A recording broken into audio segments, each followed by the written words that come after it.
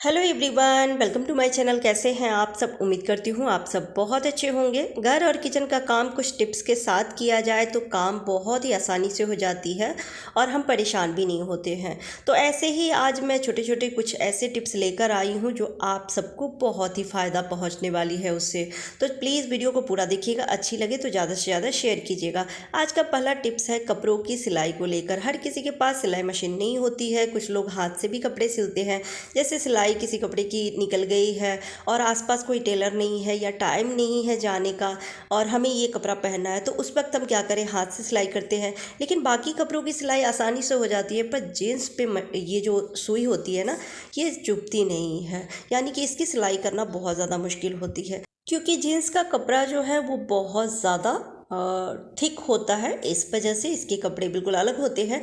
तो आप क्या करें कि जिस भी सुई से आप सिलाई कर रहे हैं जीन्स की या सिलाई करने जा रहे हैं, तो आप ले लें नेल कटर। और नेल कटर में आप देखेंगे कि बीच में एक दिया हुआ रहता है जो नेल को शेप देते हैं, उस पर आपको थोड़ा सा घिसना है।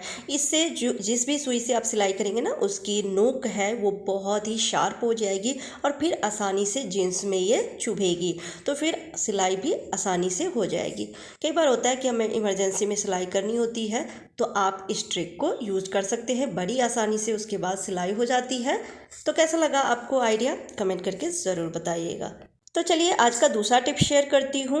कैंची हम सभी अपने घर में रखते हैं, कपड़े की कटिंग करते हैं या फिर कभी पेपर भी कट करने में काम आ जाती है। पर इसकी धार जब कम हो जाती है तब कपड़े नहीं कट होते हैं, और अगर मार्केट से हम इसकी धार तेज करवाते हैं तो अच्छे खासे पैसे भी लग जाते हैं। कई बार जाने का भी हमारे पास टाइम नहीं होता है, कोई लेके नहीं जाता, तब क्या करें हम। तो आज मैं तरीका बताती हूँ जिससे कि बड़ी आसानी से घर पर ही फ्री में आप इसकी धार को तेज कर सकते हैं।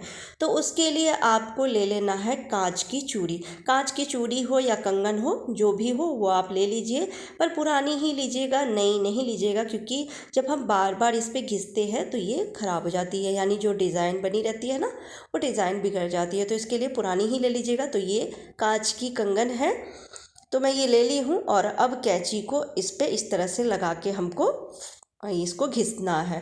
जैसे हम कपड़े की कटिंग करते हैं ना, वैसे ही कटिंग करनी है। तो ये तो कटेगी नहीं, लेकिन इसकी धार बहुत ही शार्प हो जाएगी और उसके बाद आप मोटे से मोटे कपड़े को भी कट करेंगे तो आप देखेंगे बहुत ही अच्छे से कट हो जाएगी। ऐसा लगेगा जैसे हम धार इसको दिलवाए हैं। अगला टिप्स है कपड़े को लेकर। कई बार नए कपड़े में कहीं फट जाती है, होता है हम धुल के और उसको तार पे रखें और कहीं तार निकला हुआ है तो उसमें उलझ के कपड़े फट जाती है, या किसी भी कारण बस कपड़े फट गए हैं, छोटी सी भी अगर होल हो गई हो तो तुरंत उसको रफू ना करवाया जाए, तो वो धीरे धीरे धागा निकलते जाती है और ये और ज़्यादा फटती है, फिर कपड़े पूरी तरह से ख़राब हो जाते हैं। तो अगर आपके पास तुरंत रफू कराने की टाइम नहीं है या आप किसी कारण बस आप नहीं जा पा रहे हैं, तो उसके लिए मैं एक सॉल्यूशन लेकर आई हूँ, जिससे कि ये जितना फटा हुआ है, जितना होल है, बस उतना ही रहेगा। तो उसके लिए आप क्या करें कि जैसे कलर का कपड़ा है वैसे ही कलर का नेल पेंट ले लीजिए और उल्टा करके कपड़ा को उस तरफ से थोड़ा सा नेल पेंट आप लगा दीजिए जहाँ पे फटा हुआ है। इससे क्या होगा कि वो धागा और नहीं निकलेगी और ज़्यादा नहीं फटेगा कपड़े, वो धागा स्ट्रेट हो जाएगी नेल पेंट लगाने की वजह से। उसके बाद आप उसको थोड़ा सूखने के लिए रख दीजिए और फिर बाद में जब आपको टाइम मिले तब उसको रफू करा लीजिए। इससे ये और फैलेगा नहीं और कपड़े ज़्यादा फटेंगे नहीं। तो ये छोटा सा टिप्स है लेकिन बहुत ही काम का है, आप ट्राई करके ज़रूर देखिएगा। चीनी जब हम डब्बा में भरते हैं, यानी मार्केट से लेकर आते हैं और डब्बा में भरते हैं, तो उस समय आप देखेंगे कि चीनी के दाने जो होते हैं ना, एक एक दाने खिले हुए रहते हैं, बिल्कुल अलग अलग रहते हैं, देखने में कितना सुंदर लगता है। और इसको जब हम चाय में या किसी भी चीज़ में डालते हैं ना, तो एक अंदाज रहती है। लेकिन कई बार जैसे बच्चे अगर किचन में कोई काम करने के लिए चले गए और उन्होंने चीनी यूज़ किया, चीनी का डब्बा बंद नहीं किया और वो खुला छोड़ दिए, तो फिर ये इसमें मॉइस्चर हो जाती है, चिपचिपी हो जाती है चीनी। उसके बाद जब आप चाय भी बनाते हैं तो आप एक चम्मच रख तो रहे हैं, लेकिन वो चिपचिपी हो गई है तो वो एक चम्मच बहुत ज़्यादा हो जाती है और चीनी भी देखने में अच्छा नहीं लगता है, चिपचिपी सी होती है। तो उसके लिए आप क्या करें कि कभी भी ऐसा अगर हो कि आपकी चीनी में मॉइस्चर हो गया है, चिपचिपी सी लग रही है, तो उसके लिए आप ले लें कुछ मूंगफली के दाने और आपको चीनी में डाल देना है। इससे क्या होगा कि मूंगफली सारी जो चीनी की जो मॉइस्चर है है वो अपने अंदर ऑब्जर्व कर लेगी और फिर चीनी के दाने खिल जाएंगे, यानी चीनी एकदम खिली खिली सी हो जाएगी।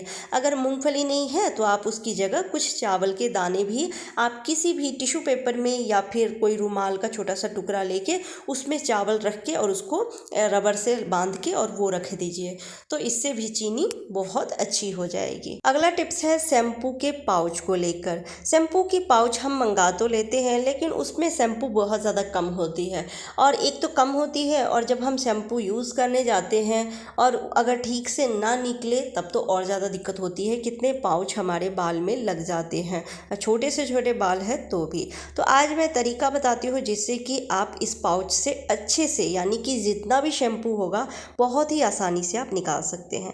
तो उसके लिए जितने भी आपको शैम्पू चाहिए उतनी पाउच को आप थोड़ा सा कट कर लीजिए कैंची से, और उसके बाद इस तरह से फोक वाली चम्मच में फंसा के पहले तो आप इसमें फंसा दीजिए और उसके बाद उसको सीधा कर दीजिए। सीधा करते ही आप देखेंगे कि अपने आप ये सारे निकल जाते हैं। इस तरह से ना बहुत अच्छे से जितनी भी शैम्पू होती है पाउच के अंदर वो निकल जाती है। तो इस तरह से शैम्पू बर्बाद नहीं होगी और कम से कम पाउच में आप बाल को क्लीन कर सकते हैं। तो छोटा सा टिप्स है लेकिन आपके काम आ सकता है। अगला जो टिप्स शेयर करने जा रही हूँ वो बहुत ही काम का है, तो प्लीज़ वीडियो को ध्यान से देखिएगा।